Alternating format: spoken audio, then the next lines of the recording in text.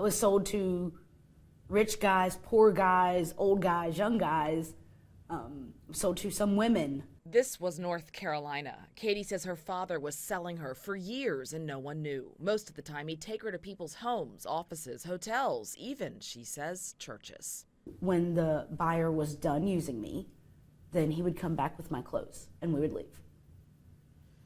And I'd go back home. I slept in my bed almost every night, still went to school every morning.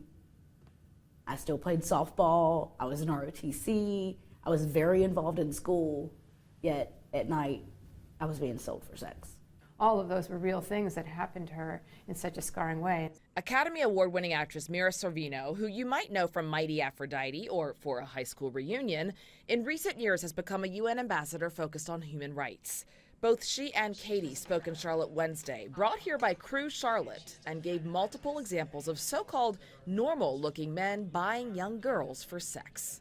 This is not like just like a blue-collar, you know, like street-level kind of thing. These are the upper echelons of society people. And this is in America. This is close to Charlotte. Right. This is right here. I'm not saying this is anywhere else. This is in your state. The National Human Trafficking Resource Center lists thousands of victims in North Carolina. Katie's went unreported until years into it, she finally reached out to a local trafficking group. They came in and swooped me out of the immediate situation. She now lives out of state and says she was nerve-wracked to come back to Charlotte.